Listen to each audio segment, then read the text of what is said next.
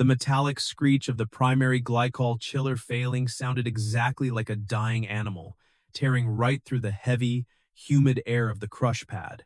I dropped my heavy canvas tool bag onto the concrete. The impact vibrated up through the thick rubber soles of my work boots, a physical echo of the disaster unfolding in front of me. The main compressor had locked up hard. I could smell the sharp, acrid scent of burning insulation and overheated copper. Frost was rapidly building on the main return line, creeping along the metal like a white disease, and the analog pressure gauge needle was shivering violently in the red zone. If that line blew under the backlog of pressure, the entire cooling jacket system for the fermentation tanks would fail in a matter of minutes. I stepped into the cramped pump house, reaching past the spinning exhaust fan blades. The heat radiating off the metal housing burned the dark hairs on my forearm. I found the heavy red emergency shutoff lever and yanked it downward with my full weight. The screech ground down into a miserable clicking hum before settling into an absolute dead silence. It left a void in the air that was immediately filled by the sound of my own harsh exhale. I leaned a hand against the cold concrete wall and wiped a mixture of grease and sweat from my forehead with the back of my wrist. The harvest was exactly 3 days away. Out on the hills, the Pinot Noir grapes were sitting at 24 bricks, swollen with sugar, waiting to be picked, and my primary cooling system was dead. The crunch of gravel behind me made my jaw tighten. I didn't have the patience for people today, and I especially didn't have the patience for the woman currently marching toward the pump house. Zuri Collins wore a tailored beige trench coat that had no business being within 50 feet of industrial farm equipment. Her leather ankle boots clicked sharply against the pavement, entirely out of rhythm with the quiet pulse of the mountain. Her father had left her the deed to this estate, and he had left me the mess of keeping it alive. The corporate board holding their debt could force a mandatory buyout in 1 week if she couldn't prove the estate could function without him. "Luke," Zuri said, her voice tight, clipping the hard consonant at the end of my name. "Tell me that sound was a routine maintenance test." I didn't look at her immediately. I grabbed a rough shop rag from my back pocket and started wiping the thick black sludge off my wrench, focusing on the grooves of the metal. It wasn't a test. The compressor seized. The thermal expansion valve is shot. The coils are choked. "Which means what?" she demanded. She stepped closer, stopping just at the threshold of the pump house. The faint, clean scent of bergamot and expensive hotel soap cut through the heavy smell of ozone and sulfur in the room. "Which means," I said, finally turning around to face her, "we have no temperature control for the 3 main stainless tanks. If we pick the grapes on Thursday night and can't cool the must by Friday morning, the natural yeast will burn through the sugar too fast. The wine will literally boil itself. It'll taste like baked vinegar, and we'll have to dump 10,000 gallons down the drain." Her shoulders locked like a steel brace. The phone in her hand stayed completely frozen. The screen lit up with a dozen unanswered emails, her thumb hovering over the glass but not moving. She was 35, an executive who knew how to navigate a boardroom. But out here in the dirt, the variables were ruthless. Her uncle Marcus, the majority stakeholder on the board, was circling the property like a vulture. He wanted to sell the land to a massive beverage conglomerate, and he only needed one failed harvest to trigger the legal clause that would rip the deed from her hands. "Call the contractor," Zuri ordered, pulling her attention back to the cracked screen of her phone. She started swiping rapidly. "Get them out here. Tell them to put it on my personal card. Pay whatever the emergency overnight rate is." "I already called them at dawn when the suction pressure started dropping," I said, my voice low and flat, refusing to match her rising panic. "They won't come." Zuri's head snapped up, her dark eyes narrowed.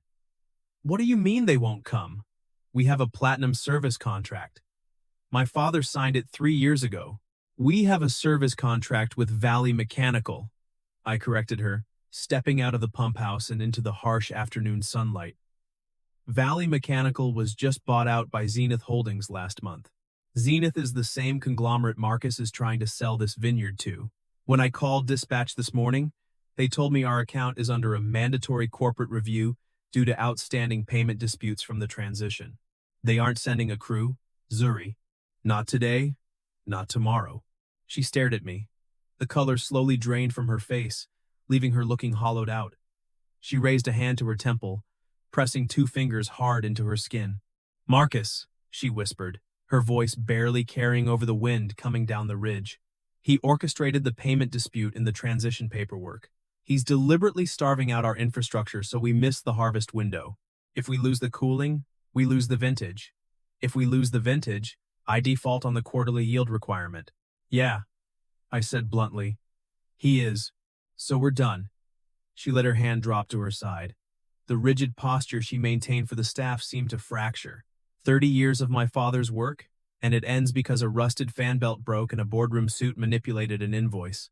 "I didn't say we were done," I replied, keeping my tone steady, anchoring the conversation back to the concrete under our feet. "I said, the contractor isn't coming. I didn't say the chiller wouldn't run."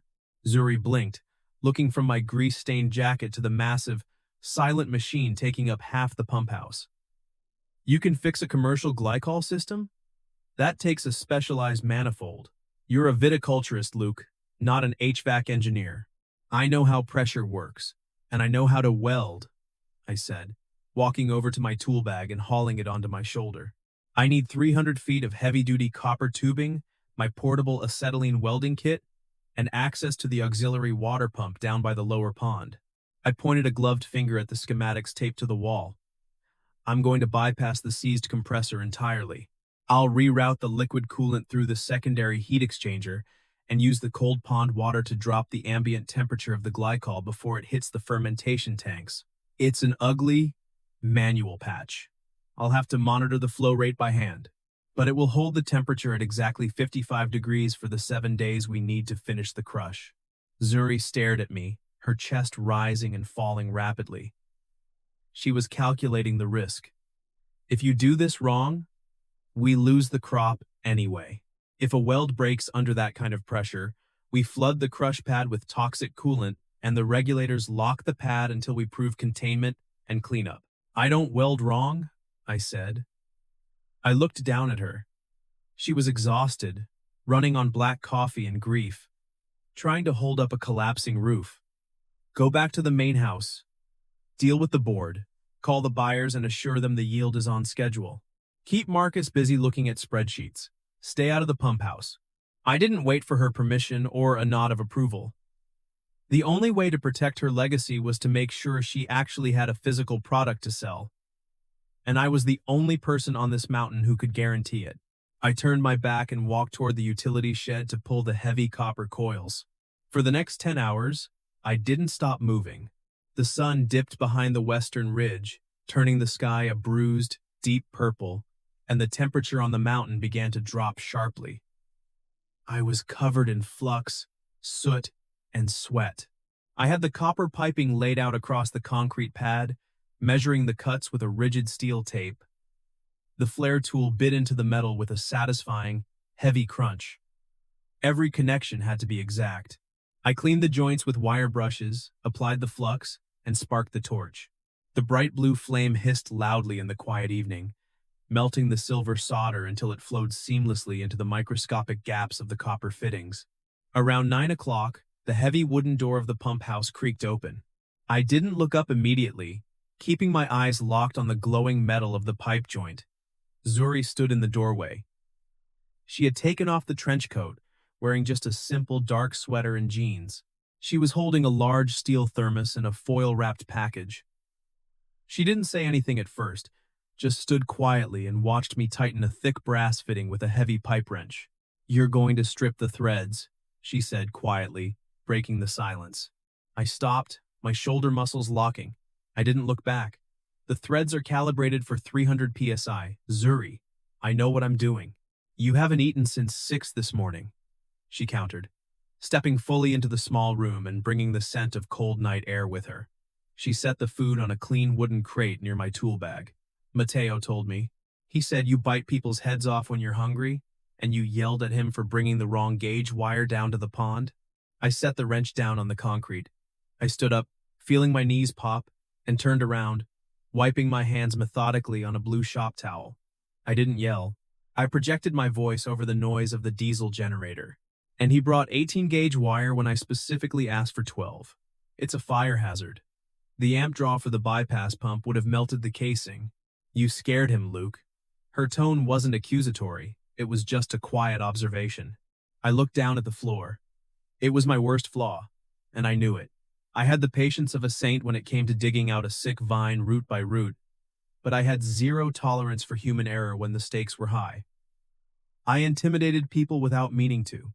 "I'll apologize to Mateo tomorrow," I muttered, genuinely meaning it. "I just need the thick wire to handle the load." She handed me the steel thermos like it was a peace offering. "Drink." I took it from her. Our fingers didn't brush. I made sure of it by grabbing the base of the cylinder. I unscrewed the cap and took a slow sip. It was black coffee, scalding hot, exactly the bitter way I drank it. I swallowed. And for the first time all week, the subtle tremor of tension in my hands stopped. The heat seeped straight into my chest. "Did you talk to Marcus?" I asked, steering the conversation away from my temper and back to the tactical reality. Zuri wrapped her arms around her waist, shivering slightly in the drafty room. Claimed he had anonymous reports of unsafe chemical storage on the property. I felt a surge of cold anger. "He's weaponizing the county compliance office against you. He knows I don't know the compliance codes," Zuri admitted, her voice cracking slightly. She looked incredibly small in that moment, standing amid the heavy, intimidating machinery. "My dad handled the audits. I just handled the marketing and the client relationships in the city. I don't know where the MSDS binders are. I don't know the setback limits for the sulfur dusting near the creek. I don't know any of it, Luke."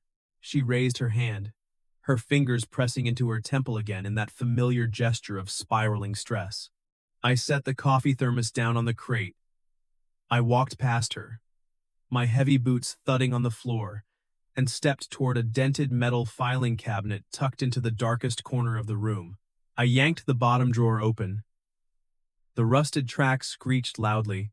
I reached in and pulled out 3 thick, heavy binders color-coded, wrapped in plastic sleeves, and meticulously labeled. I walked back over and dropped them onto the wooden crate with a heavy thud, right next to her sandwich. "What are these?" she asked, staring at the binders. "Compliance logs," I said, my voice dropping back to its normal, steady rumble. "I updated them last week. Every chemical purchase, every disposal receipt, every water quality test from the lower pond for the last 5 years is in there. It's fully audited and cross-referenced with state laws. The chemical shed has a new secondary containment berm I poured in the spring, and the emergency eyewash stations were pressure tested on Monday." Zuri slowly reached out. She ran her hand over the plastic cover of the top binder, her fingers tracing the printed label. She looked up at me, her eyes searching my face. "Your dad hired me to manage the vineyard," I said plainly, offering no grand speeches. "That means managing the reality of the dirt, not just the romantic idea of it. When the county inspector comes up that driveway on Friday, you give him these. You don't offer him coffee, you don't make small talk, and you don't act nervous. You hand him the hard data, and you let the numbers speak." Her posture shifted completely. The heavy, suffocating weight visibly lifted from her shoulders.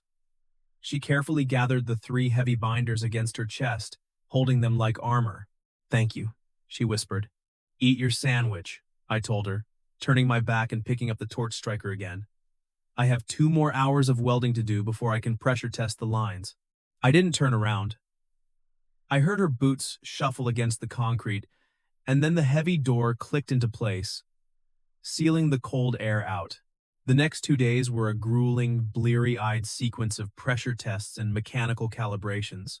By Thursday morning, the copper piping was completely installed, the welds brushed clean, and tested with soap solution for microleaks.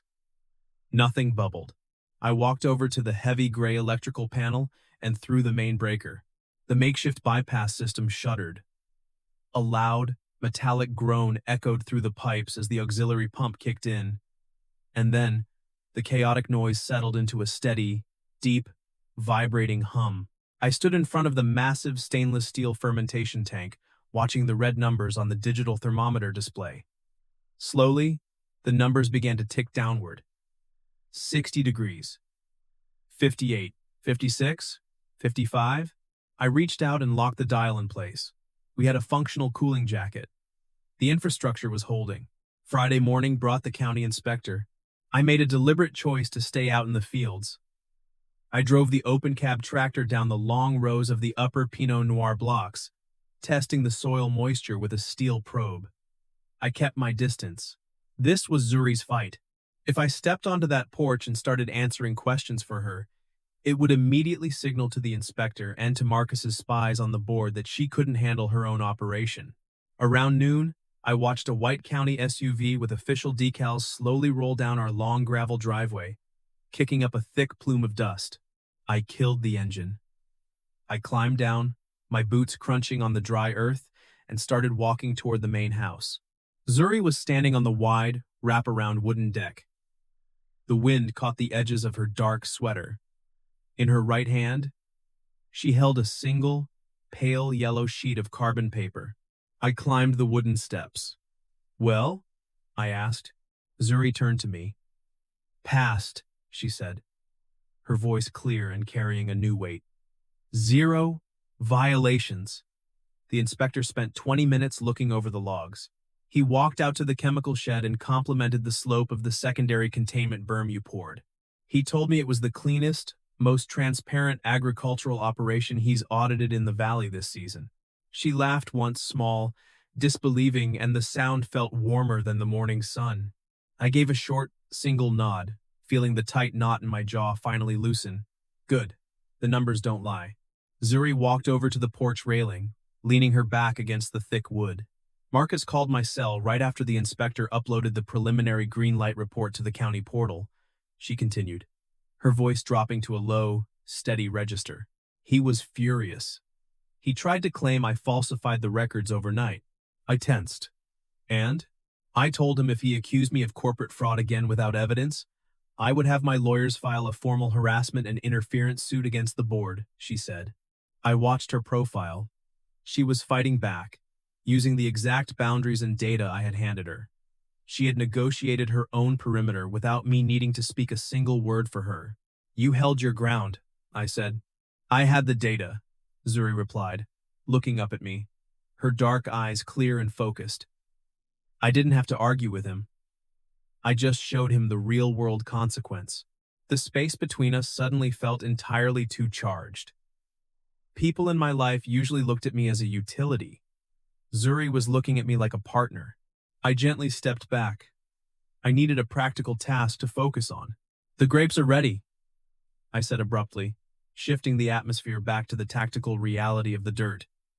Brix is reading at exactly 24.5 across the upper blocks. The acid is perfectly balanced. We can't wait another day. We picked tonight at midnight to keep the fruit cool during the crush. Zuri nodded, her expression immediately shifting back to business. I'll call Mateo and coordinate the picking crew. We started the harvest exactly at midnight. The massive, diesel-powered portable floodlights illuminated the rows. The night air was crisp, filled with the sounds of 40 seasonal workers moving with practiced efficiency. Their curved shears snipped the dark, heavy clusters, dropping them into the yellow plastic bins. I spent the first 2 hours driving the heavy forklift, moving the bins from the field to the concrete crush pad. The air was thick and heavy with the sharp, sweet smell of ruptured grape skins and raw juice. Everything was running perfectly to the timeline. Until 2 a.m. I was loading a full bin onto the steel hopper of the destemmer machine when my phone vibrated aggressively against my thigh. I pulled it out of my pocket. It was an automated emergency alert from the National Weather Service. A sudden, unseasonable cold front was dropping from the northern ridge directly into the valley basin. A freak, hard frost warning had just been issued for our exact elevation. I killed the forklift engine, ripping the keys out of the ignition. I jumped down to the concrete. A frost right now, in the middle of a harvest, would be catastrophic. The grapes, still hanging on the vines, would freeze solid within an hour. The ice crystals would expand and violently split the delicate skins, inviting rot and completely destroying the remaining 50% of our entire year's yield. Zuri walked out of the pump house, holding a clipboard. The chiller is holding steady at 55.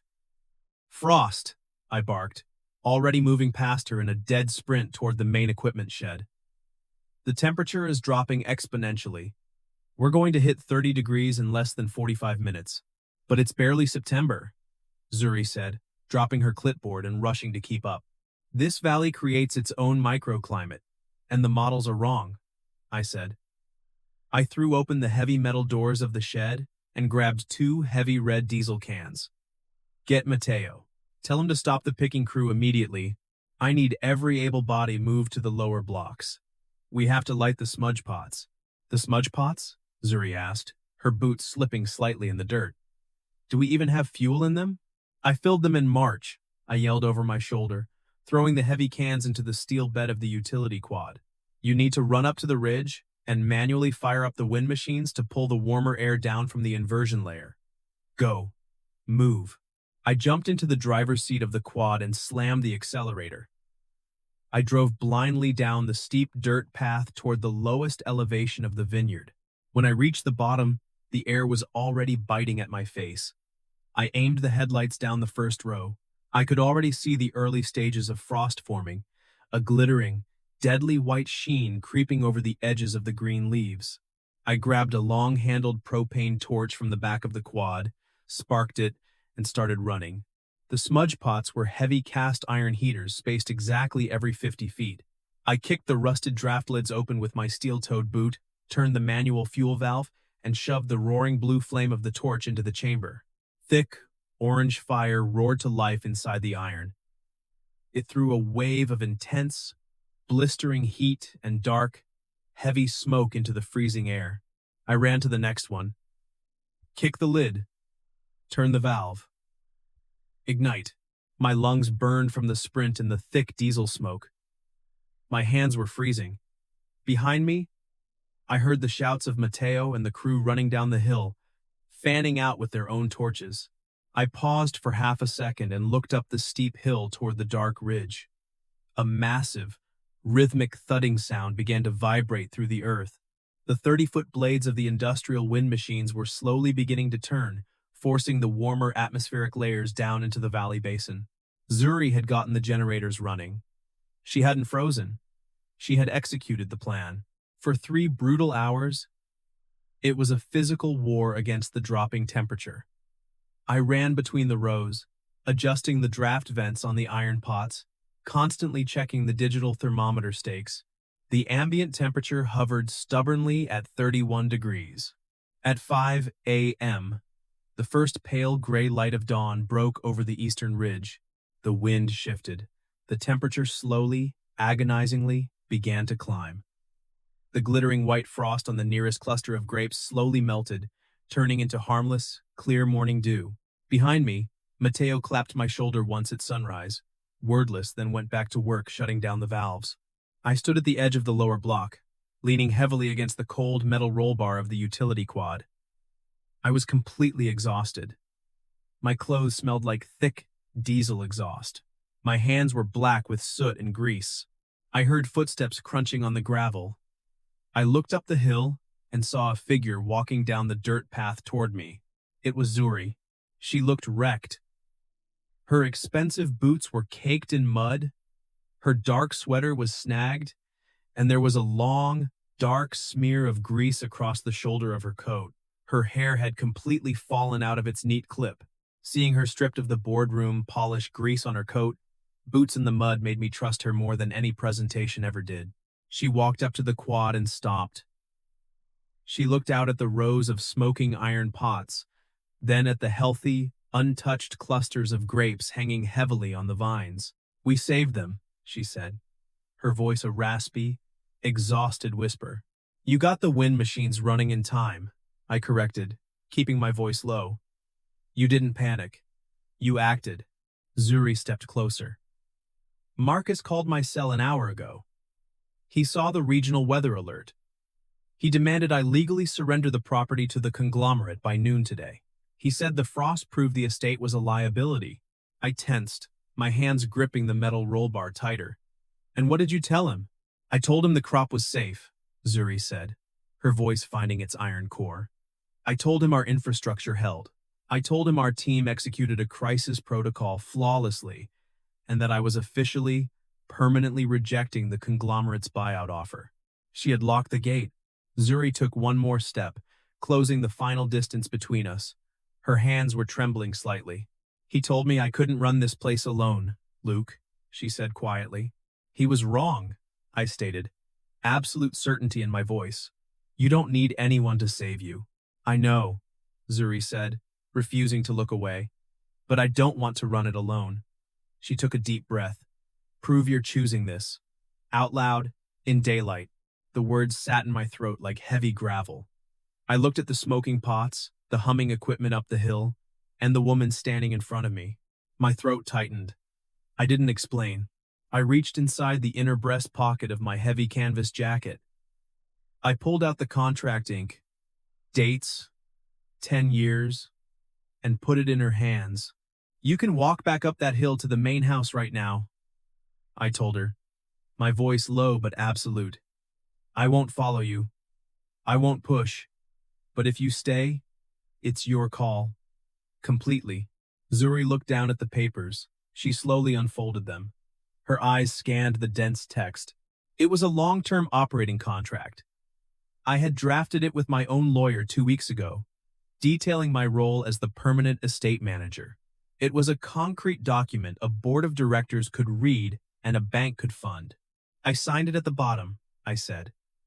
"I want you to countersign it in front of the entire board on Monday morning. I'm not going to give you poetry, Zuri. I'll prove it to you by fixing the chiller, by lighting the pots, through the harvest, through the rot, through the freeze. I'm not going anywhere. We build this together, or not at all." She didn't cry, but her eyes shone fiercely in the morning light. She carefully folded the contract, pressing the paper flat, and slid it deeply into the pocket of her ruined coat. "Together," she said. "We didn't kiss. We didn't need to. We just stood there, in the freezing dawn, smelling like diesel and wet earth. We were shield mates now." Monday morning arrived with harsh, unforgiving city sunlight. The corporate board meeting was held in a massive, glass-walled conference room in the financial district. I wore a clean, dark suit, my shoulders feeling entirely too broad for the jacket.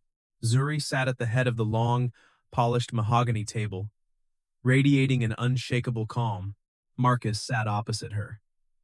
"This entire charade is absurd, Zuri," he snapped. "You survived one freak frost by pure luck. Without a master viticulturist secured under a multi-year contract, the bank won't extend the operating line of credit for the spring planting." Zuri didn't argue. She reached into her sleek leather portfolio, pulled out the contract I had handed her in the dirt, and laid it flat on the center of the mahogany table. "Mr. Castillo has signed a 10-year exclusivity and management agreement with the estate, including an equity stake," Zuri said clearly, her voice echoing off the glass walls. "The bank received a digital copy an hour ago. They've authorized the credit extension, strictly conditional on my physical countersignature today." She picked up her own pen, looked directly at Marcus, and signed her name in bold, black ink right next to mine, on the dotted line. The ink was permanent. The decision was absolute. "And regarding your operational concerns," Zuri continued smoothly, not giving him a millimeter of space to recover. "By Monday afternoon, Valley Mechanical suddenly found a crew to dispatch for our chiller repair. I informed them their services were no longer required, as we have already permanently replaced them, and their invoices are being audited for breach of contract." Marcus stared at the paper, his mouth slightly open, the harsh reality of his completely lost leverage settling heavily over him. Zuri had methodically closed every single loophole he had built. I stood quietly by the floor-to-ceiling window, my hands loosely clasped behind my back. I watched Zuri command the room. She caught my eye across the long table and gave me a single, solid nod. A confirmation. I turned my gaze back to the window, looking out over the endless grid of the city skyline. But my mind was already 50 miles away, back on the mountain. I thought about the fact that tonight I would leave the warm yellow light on in the pump house. Footsteps would find the gravel path, the heavy wooden door would swing open, and I wouldn't turn around. And beneath the quiet, heavy earth of the mountain, the steady, reliable hum of the chiller would just keep running. I don't trust speeches. I trust receipts, schedules, and the way she showed up at 2 a.m. when the valley turned to ice. Please like and subscribe so we can share more stories like this.